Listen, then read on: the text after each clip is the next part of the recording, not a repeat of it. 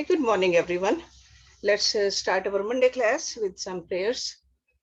Om Guru Brahma, Guru Vishnu, Guru Devo Maheshwaraha, Guru Sakshat Parbrahma, Tasmai Shri Guruve Namah. Om Bhu Bhavaswaha Tatsavitra Varenayam Bhargo Devasya Dhimahi Dhiyo Yo Naha Prachodayat Asto Ma Satgamya तमसो मा ज्योतिर्गम्य मृत्योर्मा अमृतं गम्य ओम सहनावतु सहनौ भुनक्तु सवीर्यं करवावहै तेजस्विनावधीतमस्तु मा विद्विषावहै ओम शांति शांति शांति. Let's open our Shiv Puran on page number 163. संध्या की तपस्या, उसके द्वारा भगवान शिव की स्तुति तथा उससे संतुष्ट हुए शिव का उसे अभीष्ट वर दे मेधातिथि के यज्ञ में भेजना. And who is Sandhya? Sandhya is a Manas Putri of Brahma ji. And we learned about this in the previous अध्याय. ब्रह्मा जी कहते हैं, मेरे पुत्रों में श्रेष्ठ महाप्राज्ञ नारद तपस्या के नियम का उपदेश दे. जब वशिष्ठ अपने घर चले गए तब तप के उस विधान को समझकर संध्या मन ही मन बहुत प्रसन्न हुए. So this is a conversation between Brahma ji and Narad ji. फिर तो वह सा आनंद मन से तपस्विनी के योग्य वेश बनाकर बृहल्लोहित सरोवर के तट पर ही तपस्या करने लगी. वशिष्ठ जी ने तपस्या के लिए जिस मंत्र को साधन बताया था, उसी से उत्तम भक्ति भाव के साथ वह भगवान शंकर की आराधना करने लगी. उसने भगवान शिव में अपने चित्त को लगा दिया और एकाग्र मन से वह बड़ी भारी तपस्या करने लगी. उस तपस्या में लगे हुए उसके 4 युग व्यतीत हो गए. तब भगवान शिव उसकी तपस्या से संतुष्ट हो बड़े प्रसन्न हुए तथा बाहर भीतर और आकाश में अपने स्वरूप का दर्शन कराकर जिस रूप का वह चिंतन करती थी, उसी रूप से उसकी आंखों के सामने प्रकट हो गए. उसने मन से जिनका चिंतन किया था, उन्हीं प्रभु शंकर को अपने सामने खड़ा देख वह अत्यंत आनंद में निमग्न हो गई. भगवान का मुखारविंद बड़ा प्रसन्न दिखाई देता था. उनके स्वरूप से शांति बरस रही थी. वह सहसा भयभीत हो सोचने लगी कि मैं भगवान हर से क्या कहूं, किस तरह इनकी स्तुति करूं.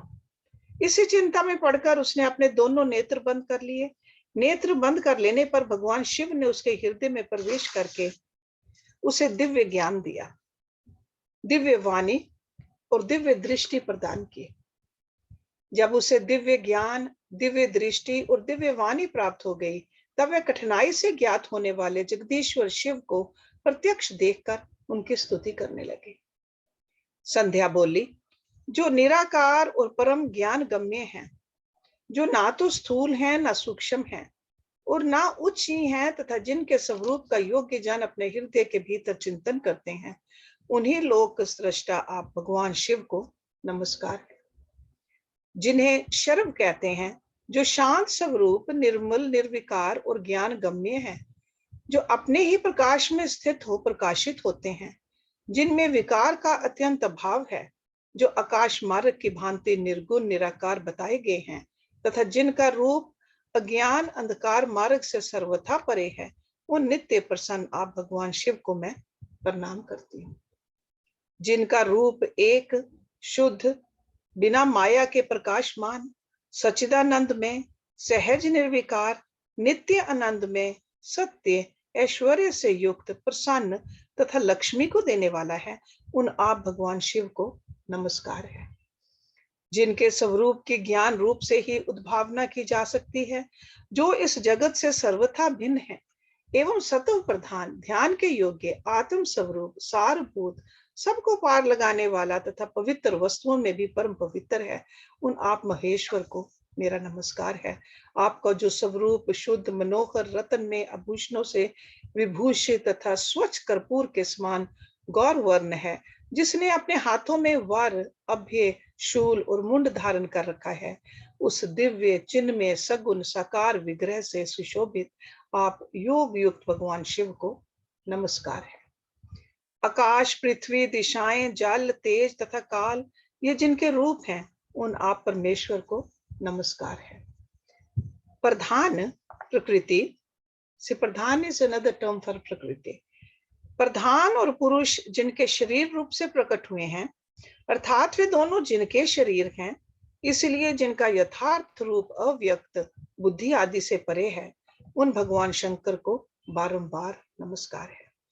जो ब्रह्मा होकर जगत की सृष्टि करते हैं, जो विष्णु होकर संसार का पालन करते हैं, तथा जो रुद्र होकर अंत में सृष्टि का संहार करेंगे, उन्हीं आप भगवान सदाशिव को बारंबार नमस्कार है।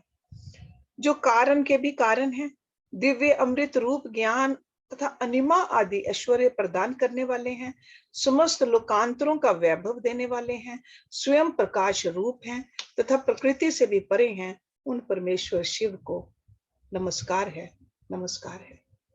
ये जगत जिनसे भिन्न नहीं कहा जाता, जिनके चरणों से पृथ्वी तथा अन्य अन्य अंगों से संपूर्ण दिशाएं, सूर्य, चंद्रमा, कामदेव एवं अन्य देवता प्रकट हुए हैं, और जिनकी नाभि से अंतरिक्ष का आविर्भाव हुआ है, उन्हें आप भगवान शंभु को मेरा नमस्कार है। प्रभु, आप ही सबसे उत्कृष्ट परमात्मा हैं, आप ही नाना प्रकार की विद्याएं हैं, आप ही हर संहार करता है, आप ही सद ब्रह्म तथा पर ब्रह्म है। आप सदा विचार में तत्पर रहते हैं, जिनका ना आदि है, ना मध्य है और ना अंत ही है, जिनसे सारा जगत उत्पन्न हुआ है, तथा जो मन और वाणी के विषय नहीं है, उन महादेव जी की स्तुति मैं कैसे कर सकूंगी। ब्रह्मा आदि देवता तथा तपस्या के धनी मुनि भी जिनके रूपों का वर्णन नहीं कर सकते, उन्हीं परमेश्वर का वर्णन अथवा स्तवन मैं कैसे कर सकती हूँ। स्तवन मीन्स स्तुति, प्रेस।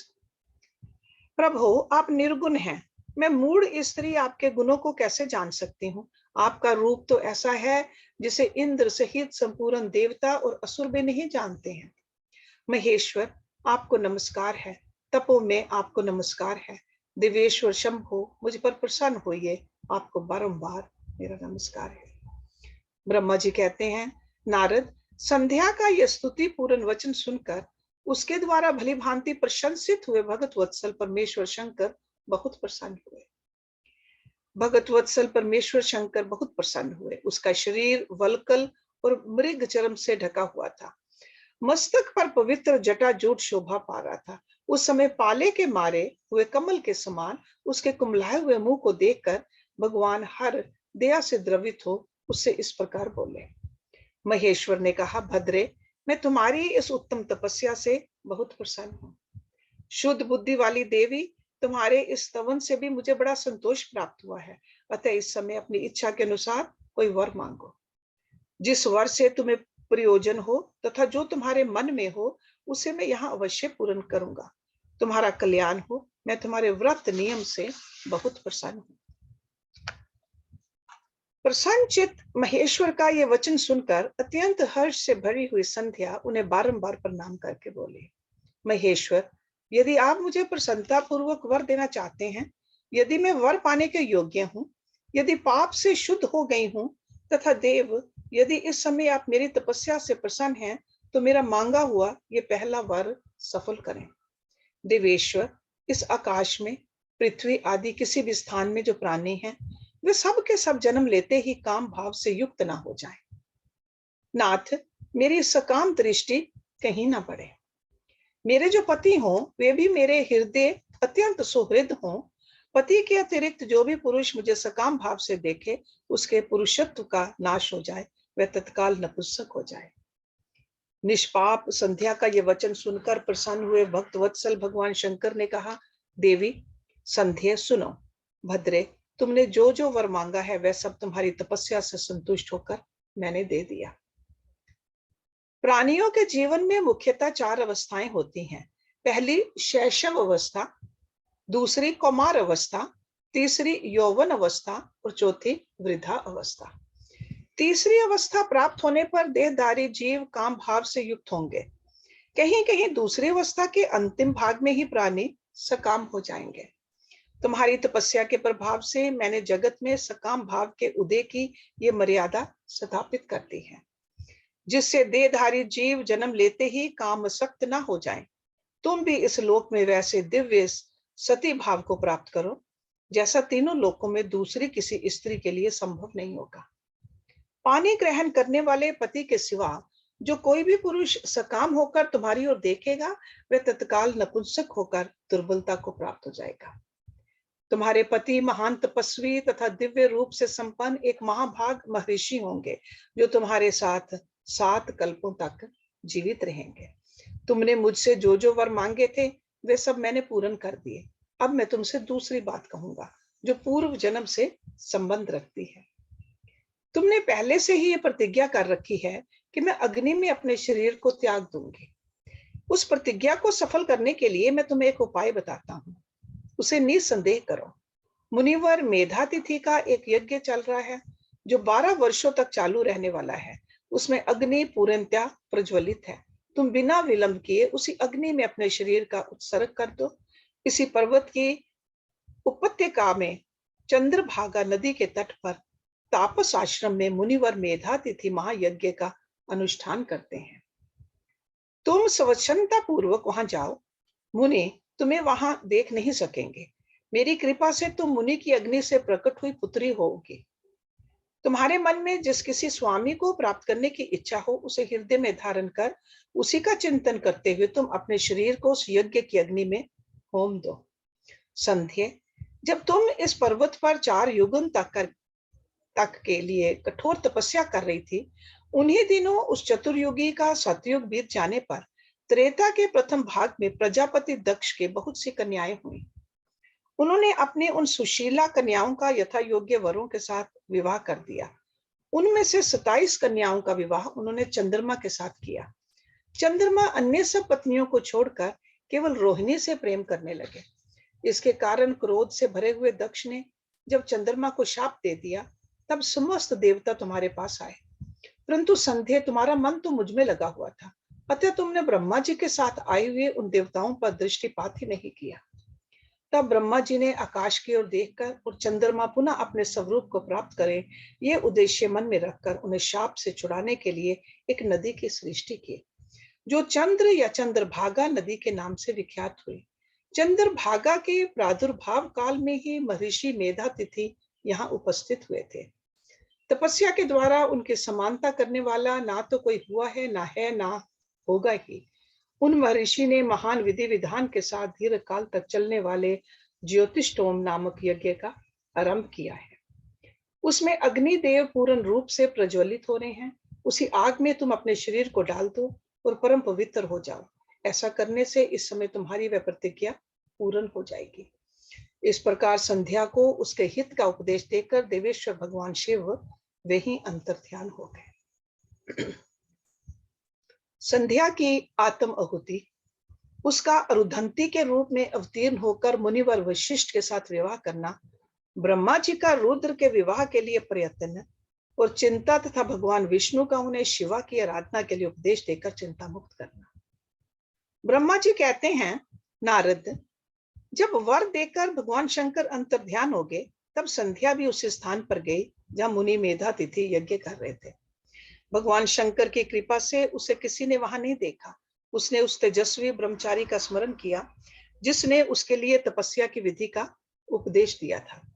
महामुनि पूर्व काल में महर्षि वशिष्ठ ने मुझ परमेष्टि की आज्ञा से एक तेजस्वी ब्रह्मचारी का वेश धारण करके उसे तपस्या करने के लिए उपयोगी नियमों का उपदेश दिया था। संध्या अपने को तपस्या का उपदेश देने वाले उन्हीं ब्रह्मचारी ब्राह्मण वशिष्ठ को पति रूप से मन में रखकर उस महायज्ञ में प्रज्वलित अग्नि के समीप गई। उस समय भगवान शंकर की कृपा से मुनियों ने उसे नहीं देखा। ब्रह्मा जी की वह पुत्री बड़े हर्ष के साथ उस अग्नि में प्रविष्ट हो गई। उसका पुरोडाशमय शरीर, पुरोडाश में इससे यज्ञ भाग तत्काल दग्ध हो गया। उस पुरोडाश की अलक्षित गंध सब ओर फैल गई। अग्नि ने भगवान शंकर की आज्ञा से उसके स्वर्ण जैसे शरीर को जलाकर शुद्ध करके पुनः सूर्य मंडल में पहुंचा दिया। तब सूर्य ने पितरों और देवताओं की तृप्ति के लिए उसे 2 भागों में विभक्त करके अपने रथ में स्थापित कर दिया। मुनीश्वर उसके शरीर का ऊपरी भाग प्रातः संध्या हुआ। जो दिन और रात के बीच में पड़ने वाली आदि संध्या है, तथा उसके शरीर का शेष भाग सायं संध्या हुआ, जो दिन और रात के मध्य में होने वाले अंतिम संध्या है। सायं संध्या सदा ही पितरों को प्रसन्नता प्राप्त करने वाली होती है। सूर्योदय से पहले जब अरुणोदय हो, प्राची के क्षितिज में लाली छा जाए, तब प्रातः संध्या प्रकट होती है, जो देवताओं को प्रसन्न करने वाली है। जब लाल कमल के समान सूर्य अस्त उदय होता है, जब लाल कमल के समान सूर्य अस्त हो जाते हैं, उसी समय सदा सायं संध्या का उदय होता है, जो पितरों को आनंद प्रदान करने वाली है। परम दयालु भगवान शिव ने उसके मन सहित प्राणों को दिव्य शरीर से युक्त देहधारी बना दिया। जब मुनि के यज्ञ की समाप्ति का अवसर आया, तब वह अग्नि की ज्वाला में महर्षि मेधातिथि को तपाए हुए स्वर्ण की सी कांति वाली पुत्री के रूप में प्राप्त हुए। मुनि ने बड़े आमोद के साथ उस समय उस पुत्री को ग्रहण किया। उन्होंने यज्ञ के लिए उसे नहलाकर अपनी गोद में बिठा लिया। शिष्यों से घिरे हुए महामुनि मेधातिथि को वहां बड़ा आनंद प्राप्त हुआ। उन्होंने उसका नाम अरुंधति रखा। वे किसी भी कारण से धर्म का विरोध नहीं करती थी, अतः उसी गुण के कारण उसने स्वयं ये त्रिभुवन विख्यात नाम प्राप्त किया। देवऋषि यज्ञ को समाप्त करके कृतकृत्य हो वे मुनि पुत्री की प्राप्ति होने से बहुत प्रसन्न थे और अपने शिष्यों के साथ आश्रम में रहकर सदा उसी का लालन पालन करते थे। देवी अरुंधति चंद्रभागा नदी के तट पर तापस अरण्य के भीतर मुनिवर मेधातिथि के उस आश्रम में धीरे धीरे बड़ी होने लगी। जब वह विवाह के योग्य होगी, तब मैंने विष्णु और महेश्वर ने मिलकर मुझ ब्रह्मा के पुत्र वशिष्ठ के साथ उसका विवाह करा दिया। ब्रह्मा, विष्णु तथा महेश के हाथों से निकले हुए जल से शिप्रा आदि 7 परम पवित्र नदियां उत्पन्न हुई। मुने मेधातिथि की पुत्री महासाध्वी अरुंधति समस्त पतिव्रताओं में श्रेष्ठ थी। वह महर्षि वशिष्ठ को पति रूप में पाकर उनके साथ बड़ी शोभा पाने लगी। उससे शक्ति आदि शुभ एवं श्रेष्ठ पुत्र उत्पन्न हुए। मुनि श्रेष्ठ व प्रियतम पति वशिष्ठ को पाकर विशेष शोभा पाने लगी। मुनि शिरोमणे, इस प्रकार मैंने तुम्हारे समक्ष संध्या के पवित्र चरित्र का वर्णन किया है, जो समस्त कामनाओं के फलों को देने वाला परम पावन और दिव्य है। जो स्त्री या शुभ व्रत का आचरण करने वाला पुरुष इस प्रसंग को सुनता है, वह संपूर्ण कामनाओं को प्राप्त कर लेता है। इसमें अन्यथा विचार करने की आवश्यकता नहीं है। प्रजापति ब्रह्मा जी की ये बात सुनकर नारद जी का मन प्रसन्न हो गया और वे इस प्रकार बोले। नारद जी ने कहा, ब्राह्मण, आपने अरुंधति की तथा पूर्व जन्म में उसकी स्वरूप भूता संध्या की बड़ी उत्तम दिव्य कथा सुनाई है, जो शिव भक्ति की वृद्धि करने वाली है। धर्मज्ञ, अब आप भगवान शिव के उस परम पवित्र चरित्र का वर्णन कीजिए, जो दूसरों के पापों का विनाश करने वाला उत्तम एवं मंगलदायक है। जब कामदेव रति से विवाह करके हर्षपूर्वक चला गया, दक्ष आदि अन्य मुनि भी जब अपने अपने स्थान को पधारे और जब संध्या तपस्या करने के लिए चली गई, उसके बाद वहां क्या हुआ? ब्रह्मा जी ने कहा, विप्रवर नारद, तुम धन्य हो, भगवान शिव के सेवक हो, अतः शिव की लीला से युक्त जो उनका शुभ चरित्र है, उसे भक्ति पूर्वक सुनो। तात, पूर्व काल में मैं एक बार जब मोह में पड़ गया और भगवान शंकर ने मेरा उपहास किया, तब मुझे बड़ा क्षोभ हुआ था।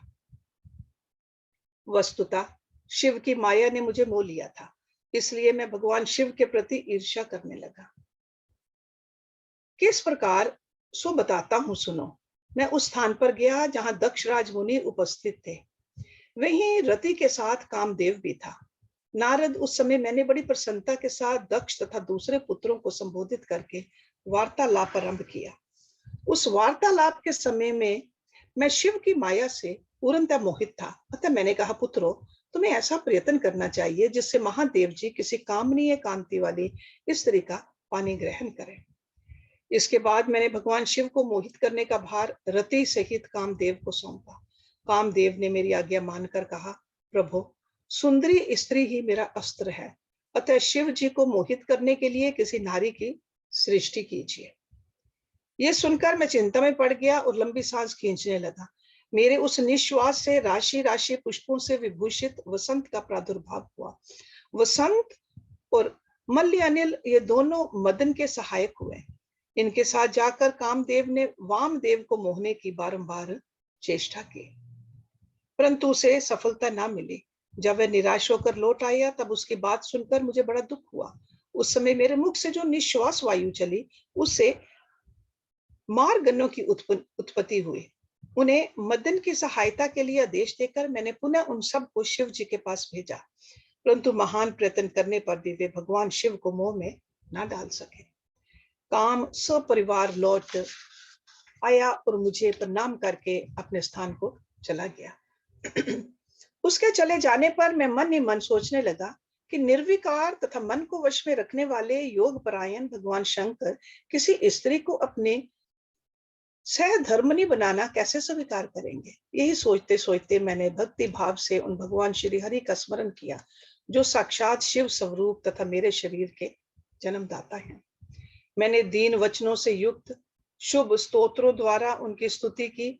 उस स्तुति को सुनकर भगवान शीघ्र ही मेरे सामने प्रकट हो गए।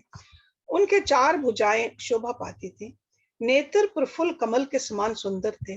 उन्होंने हाथों में शंख चक्र गदा और पद्म ले रखे थे।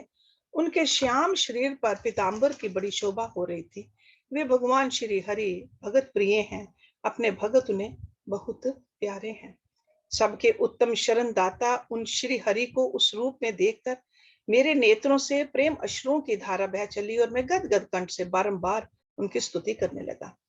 मेरे उस स्तोत्र को सुनकर अपने भक्तों के दुख दूर करने वाले भगवान विष्णु बहुत प्रसन्न हुए और शरण में आए हुए मुझ ब्रह्मा से बोले, महाप्राज्ञ विधाता लोक सृष्टा ब्राह्मण, तुम धन्य हो। बताओ तुमने किस लिए आज मेरा स्मरण किया है और किस निमित्त से ये स्तुति की जा रही है।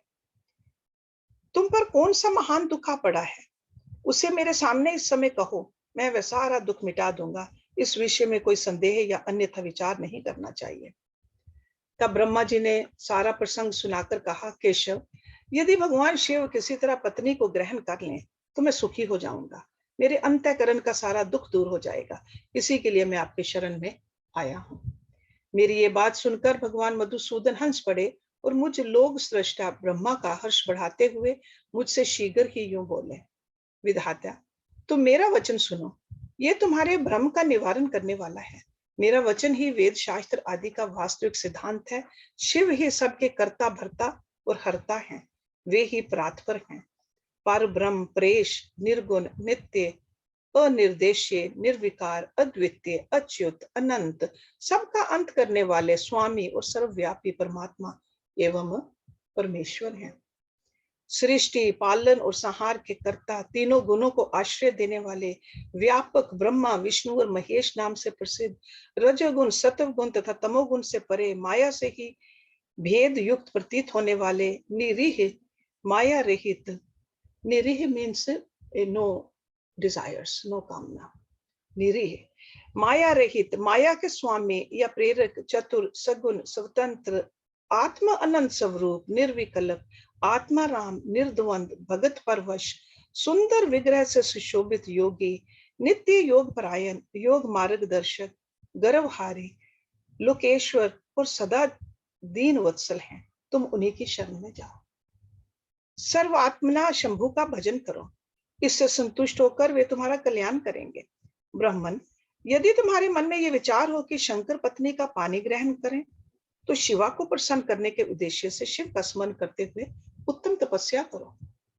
अपने उस मनोरथ को हृदय में रखते हुए देवी शिवा का ध्यान करो। वे देवेश्वरी यदि प्रसन्न हो जाएं तो सारा कार्य सिद्ध कर देंगी। यदि शिवा सगुण रूप से अवतार ग्रहण करके लोक में किसी की पुत्री हो मानव शरीर ग्रहण करें तो वे निश्चय ही महादेव जी की पत्नी हो सकती हैं। ब्राह्मण, तुम दक्ष को आज्ञा दो, वे भगवान शिव के लिए पत्नी का उत्पादन करने के निमित्त स्वतः भक्ति भाव से प्रथम पूर्वक तपस्या करें। तात शिवा और शिव दोनों को भगत के अधीन जानना चाहिए। वे निर्गुण पर ब्रह्म स्वरूप होते हुए भी स्वेच्छा से सगुण हो जाते हैं। विधे, भगवान शिव की इच्छा से प्रकट हुए हम दोनों ने जब उनसे प्रार्थना की थी तब पूर्व काल में भगवान शंकर ने जो बात कही थी उसे याद करो। ब्राह्मण, अपनी शक्ति से सुंदर लीला विहार करने वाले निर्गुण शिव ने स्वेच्छा से सगुण होकर मुझको और तुमको प्रकट करने के पश्चात तुम्हें तो सृष्टि कार्य करने का आदेश दिया, और उमा सहित उन अविनाशी सृष्टिकर्ता प्रभु ने मुझे उस सृष्टि के पालन का कार्य सौंपा। फिर नाना लीला विशारद उन दयालु स्वामी ने हंसकर आकाश की ओर देखते हुए बड़े प्रेम से कहा, विष्णु, मेरा उत्कृष्ट रूप इन विधाता के अंग से इस लोक में प्रकट होगा, जिसका नाम रुद्र होगा। रुद्र का रूप ऐसा ही होगा जैसा मेरा है। वह मेरा पूर्ण रूप होगा। तुम दोनों को सदा उसकी पूजा करनी चाहिए। वह तुम दोनों के संपूर्ण मनोरथों की सिद्धि करने वाला होगा। वह ही जगत का प्रलय करने वाला होगा। वह समस्त गुणों का दृष्टा, निर्विशेष एवं उत्तम योग का पालक होगा। यद्यपि तीनों देवता मेरे ही रूप हैं, तथापि विशेषता रुद्र मेरा पूर्ण रूप होगा। पुत्रों, देवी उमा के भी 3 रूप होंगे। एक रूप का नाम लक्ष्मी होगा, जो इन श्री हरि की पत्नी होंगी। दूसरा रूप ब्रह्म पत्नी सरस्वती है। तीसरा रूप सती के नाम से प्रसिद्ध होगा।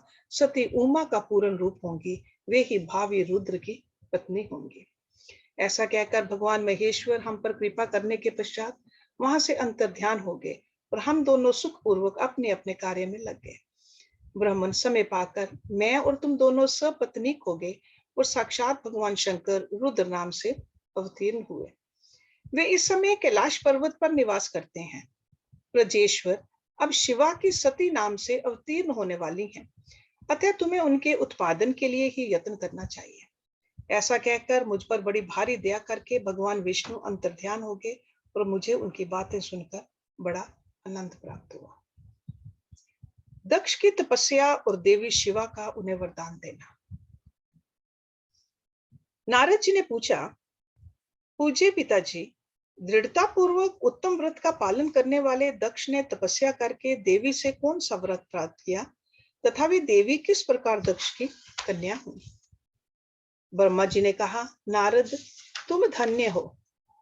इन सभी मुनियों के साथ भक्ति पूर्वक इस प्रसंग को सुनो। मेरी आज्ञा पाकर उत्तम बुद्धि वाले महा प्रजापति दक्ष ने क्षीर सागर के उत्तर तट पर स्थित वो देवी जगदम्बिका को पुत्री के रूप में प्राप्त करने की इच्छा तथा उनके प्रत्यक्ष दर्शन की कामना लिए उन्हें हृदय मंदिर में विराजमान करके तपस्या प्रारंभ की। दक्ष ने मन को संयम में रखकर दृढ़ता पूर्वक कठोर व्रत का पालन करते हुए शौच, संतोष आदि नियमों से युक्त हो 3000 दिव्य वर्षों तक तप किया। वे कभी जल पीकर रहते, कभी हवा पीते और कभी सर्वथा उपवास करते थे। भोजन के नाम पर कभी सूखे पत्ते चबा लेते थे। मुनि श्रेष्ठ नारद तदंतर यम नियम आदि से युक्त हो जगदम्बा की पूजा में लगे हुए दक्ष को देवी शिवा ने प्रत्यक्ष दर्शन दिए। जगन में जगदम्बा का प्रत्यक्ष दर्शन पाकर प्रजापति दक्ष ने अपने आप को कृतकृत्य माना। वे कालिका देवी सिंह पर आरूढ़ थी। उनकी अंग कांति श्याम थी, मुख बड़ा ही मनोहर था। वे 4 भुजाओं से युक्त थी और हाथों में वर्द, अभय, नील, कमल और खड्ग धारण किए हुए थी। उनकी मूर्ति बड़ी मनोहरनी थी। नेत्र कुछ कुछ लाल थे। खुले हुए केश बड़े सुंदर दिखाई देते थे। उत्तम प्रभा से प्रकाशित होने वाली उन जगदम्बा को भली भांति प्रणाम करके दक्ष विचित्र वचनावलियों द्वारा उनकी स्तुति करने लगा। दक्ष ने कहा, जगदम्बे, महामाय, जगदीशे, महेश्वरी, आपको नमस्कार है। आपने कृपा करके मुझे अपने स्वरूप का दर्शन कराया है। भगवती आद्य मुझ पर प्रसन्न होइए। शिव रूपनी प्रसन्न होइए। भगत वरदायिनी प्रसन्न होइए। जगन्माय, आपको मेरा नमस्कार है। ब्रह्मा जी कहते हैं, मुने, संयत चित्त वाले दक्ष के इस प्रकार स्तुति करने पर महेश्वरी शिवा ने स्वयं ही उनके अभिप्राय को जान लिया तो भी दक्ष से इस प्रकार कहा, दक्ष, तुम्हारी इस उत्तम भक्ति से मैं बहुत संतुष्ट हूँ। तुम अपना मनोवांछित वर मांगो। तुम्हारे लिए मुझे कुछ भी अदेय नहीं है।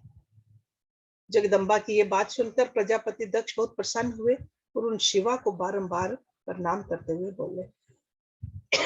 दक्ष ने कहा, जगदम्बे, महामाय, यदि आप मुझे वर देने के लिए उद्यत हैं तो मेरी बात सुनिए और प्रसन्नता पूर्वक मेरी इच्छा पूर्ण कीजिए। मेरे स्वामी जो भगवान शिव हैं, वे रुद्र नाम धारण करके ब्रह्मा जी के पुत्र रूप से अवतीर्ण हुए हैं। वे परमात्मा शिव के पूर्ण अवतार हैं, परंतु आपका कोई अवतार नहीं हुआ, फिर उनकी पत्नी कौन होगी? अतः शिवे, आप भूतल पर अवतीर्ण होकर उन महेश्वर को अपने रूप लावण्य से मोहित कीजिए। देवी, आपके सिवा दूसरी कोई स्त्री रुद्र देव को कभी मोहित नहीं कर सकती, इसलिए आप मेरी पुत्री होकर इस समय महादेव जी की पत्नी हुई है। इस प्रकार सुंदर लीला करके आप हर मोहिनी भगवान शिव को मोहित करने वाली बनी है। देवी, यही मेरे लिए वर है। ये केवल मेरे ही स्वार्थ की बात हो ऐसा नहीं सोचना चाहिए, इसमें मेरे ही साथ संपूर्ण जगत का भी हित है। ब्रह्मा, विष्णु और शिव में से ब्रह्मा जी की प्रेरणा से मैं यहाँ आया हूँ। प्रजापति दक्ष का ये वचन सुनकर जगदम्बा शिवा हंस पड़ी और मन ही मन भगवान शिव का स्मरण करके यूं बोले। देवी ने कहा, तात प्रजापति दक्ष, मेरी उत्तम बात सुनो। मैं सत्य कहती हूँ, तुम्हारी भक्ति से अत्यंत प्रसन्न हो, तुम्हें संपूर्ण मनोवांछित वस्तु देने के लिए उद्यत हूँ। दक्ष, यद्यपि मैं महेश्वरी हूँ, तथापि तुम्हारी भक्ति के अधीन हो तुम्हारी पत्नी के गर्भ से तुम्हारी पुत्री के रूप में अवतीर्ण होंगी, इसमें संशय नहीं है।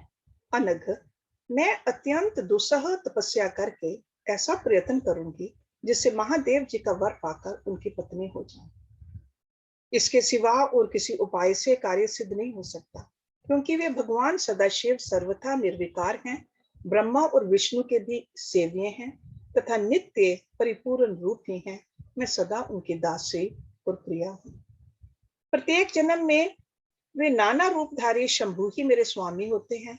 भगवान सदाशिव अपने दिए हुए वर के प्रभाव से ब्रह्मा जी की भ्रुकुटी से रुद्र रूप में अवतीर्ण हुए हैं। मैं भी उनके वर से उनकी आज्ञा के अनुसार यहाँ अवतार लूंगी।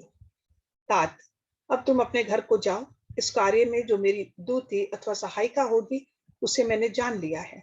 अब शीघ्र ही मैं तुम्हारी पुत्री होकर महादेव जी की पत्नी बनूंगी। दक्ष से ये उत्तम वचन कहकर मन ही मन शिव की आज्ञा प्राप्त करके देवी शिवा ने शिव के चरणार विंदों का चिंतन करते हुए फिर कहा, प्रजापति, परंतु मेरा एक प्रण है, उसे तुम्हें सदा मन में रखना चाहिए। मैं उस प्रण को सुना देती हूँ, तुम उसे सत्य समझो, मिथ्या न जानो। यदि कभी मेरे प्रति तुम्हारा आदर घट जाएगा, तब उसी समय मैं अपने शरीर को त्याग दूंगी, अपने स्वरूप में लीन हो जाऊंगी अथवा दूसरा शरीर धारण कर लूंगी। मेरा ये कथन सत्य है। प्रजापति, प्रत्येक शरद या कल्प के लिए तुम्हें ये वर दे दिया गया। मैं तुम्हारी पुत्री होकर भगवान शिव की पत्नी होंगी। मुख्य प्रजापति दक्ष से ऐसा कहकर महेश्वरी शिवा उनके देखते देखते वहीं अंतर्ध्यान हो गई। दुर्गा जी के अंतर्ध्यान होने पर दक्ष भी अपने आश्रम को लौट गए और ये सोचकर प्रसन्न रहने लगे कि देवी शिवा मेरी पुत्री होने वाली है। ब्रह्मा जी की आज्ञा से दक्ष द्वारा मैथुनी सृष्टि का आरंभ अपने पुत्र हरेशवों और शबलाशवों को निवृत्ति मार्ग में भेजने के कारण दक्ष का नारद को शाप देना। ब्रह्मा जी कहते हैं, नारद, प्रजापति दक्ष अपने आश्रम पर जाकर मेरी आज्ञा पा हर्ष भरे मन से नाना प्रकार की मानसिक सृष्टि करने लगे। उस प्रजा सृष्टि को बढ़ती हुई ना देखकर प्रजापति दक्ष ने अपने पिता मुझ ब्रह्मा से कहा। दक्ष बोले, ब्राह्मण, तात, प्रजानाथ, प्रजा बढ़ नहीं रही है।